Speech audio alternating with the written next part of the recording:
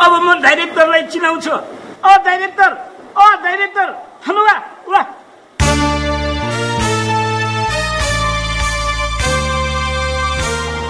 Sir नमस्कार।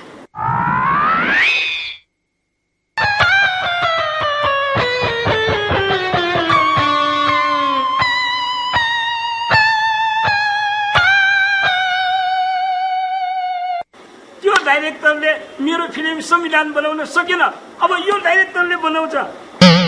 Director साहब, मेरो यो फिल्ममा के रोल हो मलाई सम्झाइदिनुहुन्छ कि? तपाईको यो फिल्ममा रोल के छ भने नि, तपाई एउटा महिला मन्त्री, तपाईले एउटा सिडियो भन्ने पात्रलाई गालामा चढाम कुट्नु पर्छ, बुझ्नुभयो? ए थप्पड हान्ने रोल?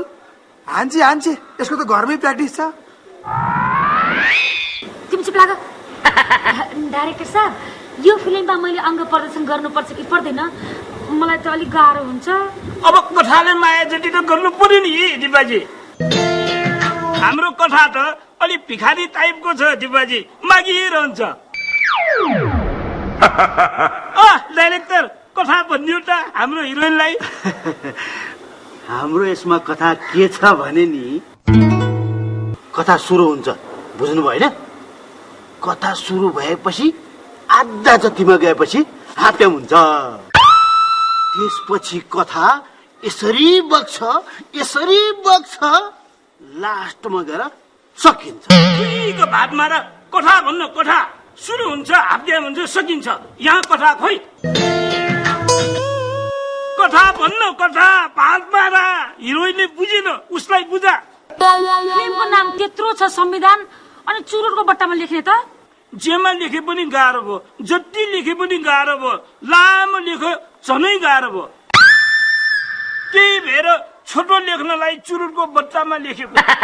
खै के हो होइन? यो संविधान भन्ने फिल्ममा नेपालीपन त छ नि। हेर्नुहोस्, नेपाली फिल्म भनेपछि आधा जति त हिन्दीबाट कपी गरेकै हुन्छ, बाँकी आधा फिल्म चाहिँ चाइनाबाट कपी गर्ने कि फ्रान्सबाट कपी गर्ने कि बेलायतको फिल्मबाट कपी गर्ने भनेर अड्किरहेछौँ। मैले एउटा कुरा बुझिन, यताबाट त्यताबाट किन लिनुपर्ने? त्यो कथा लेख्दाखेरि हाम्रो नेपाली माटोलाई नै सुहाउने खालको कथा लेख्यो भन्न।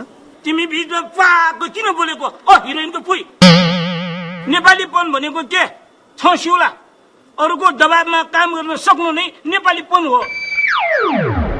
तिमी चुप लाग, भात मारा। डाइरेक्टर, तिमी कथा भन्दियो, हाम्रो फिल्मको सबै कथा भन्दियो। कथा सुरु हुन्छ,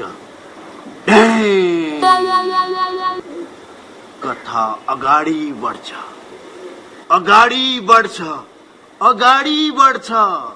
बढ्दै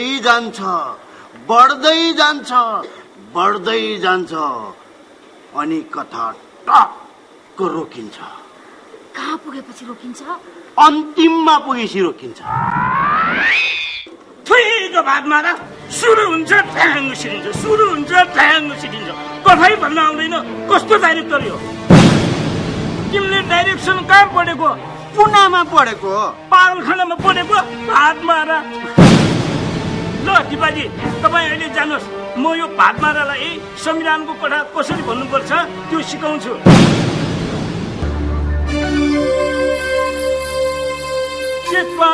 हेरेको एउटा कथा भन्न आउँदैन, यत्रो फिल्म बनाउँछ।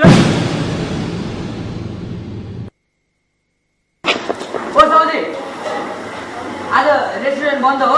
आज मात्र होइन, कहिलेसम्म बन्द हुन्छ मलाई पनि थाहा छैन। किन? लोड सेडिङले हो? के को लोड सेडिङले हुनु? मान्छे सेटिङले नि। पुलिसले बन्द गरायो नि मेरो रेस्टुरेन्ट। पुलिसले बन्द गरायो रे? पुलिसले किन बन्द गरायो? अब किन बन्द गरायो पुलिसलाई गएर सोध न। अब बेलुका मानिसहरू टन्न जाँड खान आउँथे। अब बेलुका जाँड खान जतिलाई पुलिसले लाँदै थुन्दै गरेपछि को आउँछ त मेरो रेस्टुरेन्टमा? 5 दिन भयो चरोमुसो गरिरहेको, अनि रेस्टुरेन्ट खोलेर म झिका मारेर बस्ने? नमस्ते। के हो? रेस्टुरेन्ट खोल्नु न साहुजी, 3-4 प्याक लाउनु पर्यो। ल 5 दिनपछि बल्ल एउटा मान्छे आयो। अनि भाइ के हो आज दिउँसै रक्सी खाने त राति त पुलिसले खानु दिए पो खानु अनि दिउँसो खानु परेन राति राति रक्सी खाएर मोटरसाइकल चलाउनु नपाउने रे अब दिउँसो खाने दिउँसै चलाउने त्यही भएर साहुजी दिउँसो रेस्टुरेन्ट खोल्नुहोस् राति राति बन्द गर्नुहोस् ए कुरा त हो कि क्या हो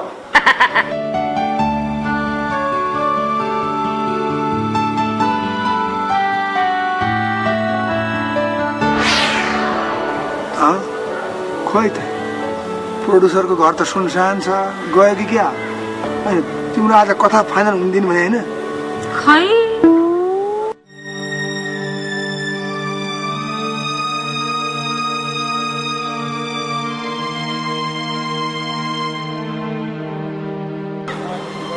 नमस्कार प्रोड्युसर साहब नमस्कार नमस्कार खै त प्रोड्युसर साहब कोही पनि छैन त हाम्रो संविधान भन्ने फिल्म के हो डाइरेक्टरले संविधानको अर्थै बुझेन कथै भन्न सकेन दिपाजी मैले यो डाइरेक्टर पनि चेन्ज गरिदियो दिपाजी लौ कुरा बुझियो यो संविधान भन्ने फिल्मको डाइरेक्टर मात्र चेन्ज हुने भो फिल्म चाहिँ कहिल्यै नबन्ने भो